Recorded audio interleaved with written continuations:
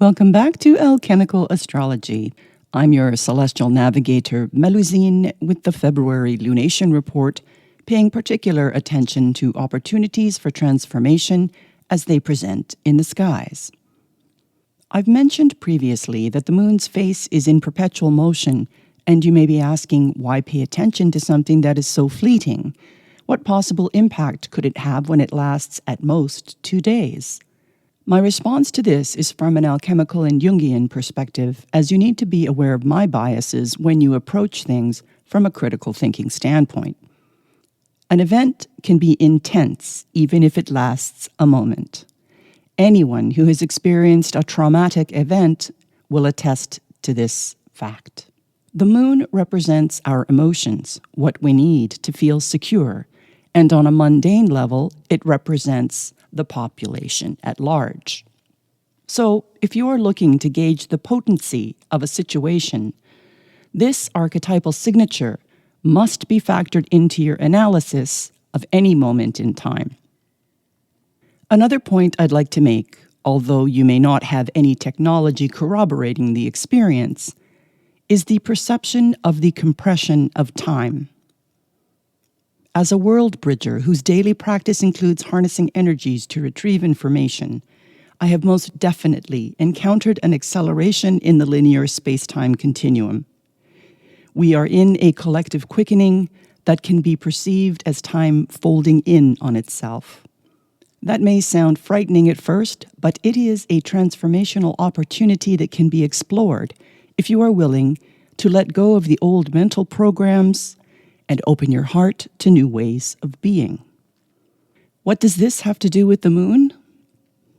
Wherever Luna presents her full face in the sky, that is a point of illumination to leap on and release old hurts, forgiving the perpetrators so your etheric field is cleansed of heavy hucha.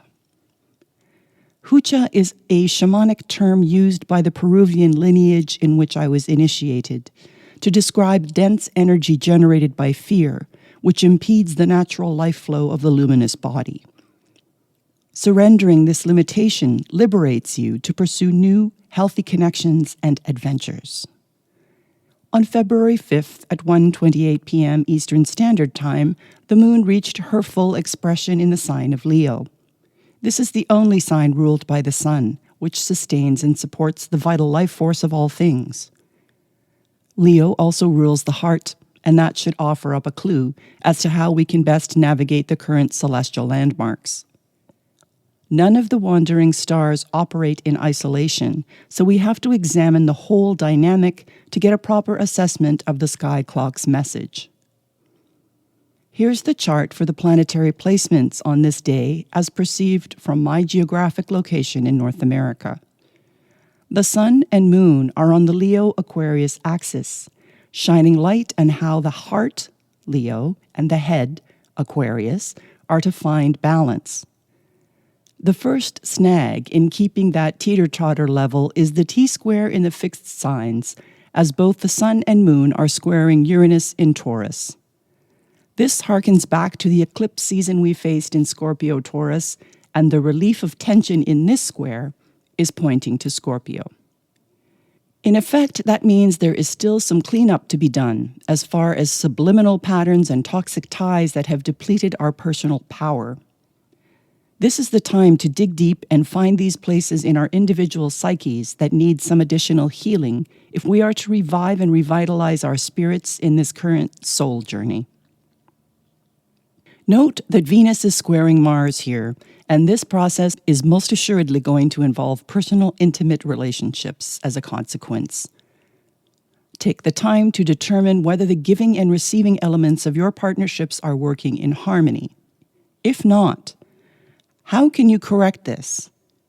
And in some instances, it may involve a clean break if you are taking commitment to your own well-being seriously.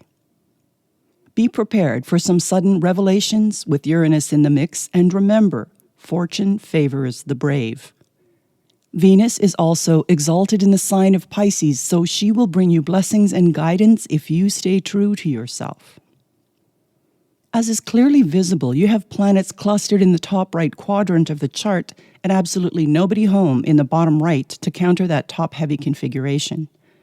The moon alone is holding the space in the fire sign of a lion. So what is the sky telling us here? It will take courage and determination to overcome pressures coming from the top down with respect to social norms, authoritarian figures, and media-related communication. Remember, Mars is still in Gemini.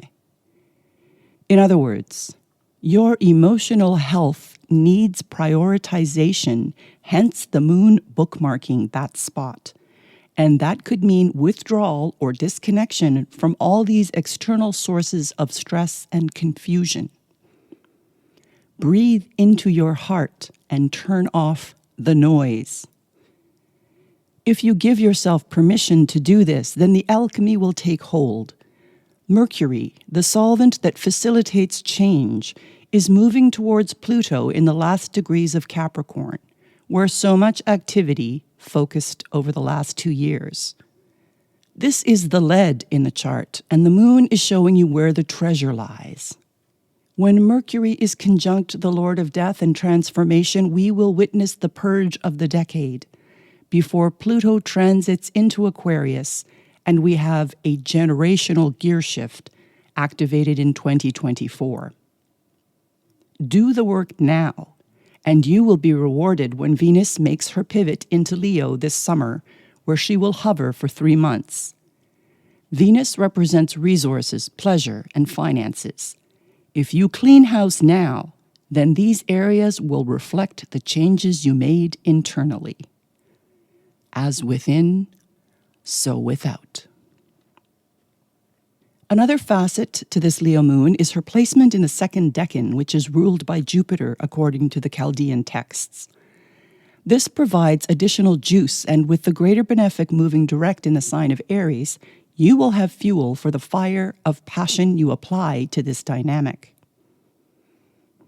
As far as the fixed stars are concerned, this full moon is in proximity to the star Dubhe in the constellation of Ursa Major. I can't help but marvel at the poetry in this picture. The Ojibwe call this the bear moon, as it's the time when cubs are born. I need not explain the expression, she went full mama bear, in the context of a mother protecting her young. Leo, as the sign associated with the 5th house, represents children and creativity. Perfect synergy. Adding this facet to the dance overhead, it is clearly demonstrating where the alchemical wedding is taking place. According to Bernadette Brady, this fixed star talks of strength which is found in the feminine side of your nature rather than in any action you may take. Thus, Dubhe indicates that your greatest strength lies in the position you hold and that which you protect and nurture. In Paran with the moon, it means to give one's strength and support to another. The Great Bear, also known as the Big Dipper, is always visible in the night sky by virtue of its revolution around the current pole star Polaris. Mariners use this as a means of traversing waters at night, and we could do similarly when we find ourselves in circumstances that demand keen orientation skills. This may be a little daunting if we are heading into uncharted terrain.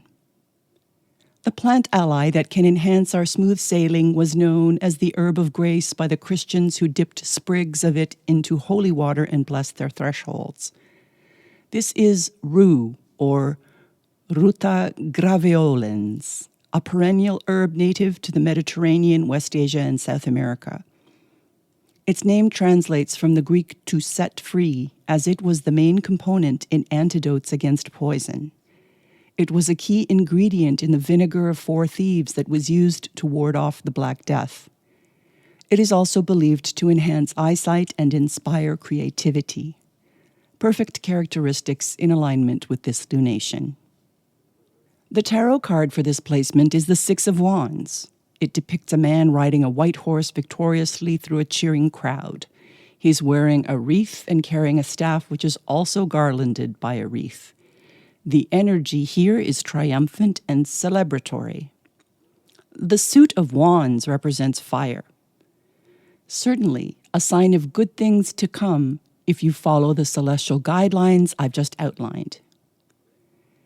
If you need a little boost from the crystal kingdom, keep a piece of yellow fluorite in your pocket, as this is the stone associated with 16 degrees of Leo.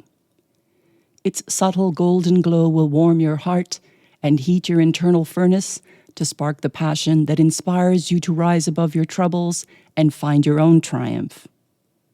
Stay tuned for the full February Astro Report and keep your eyes to the skies.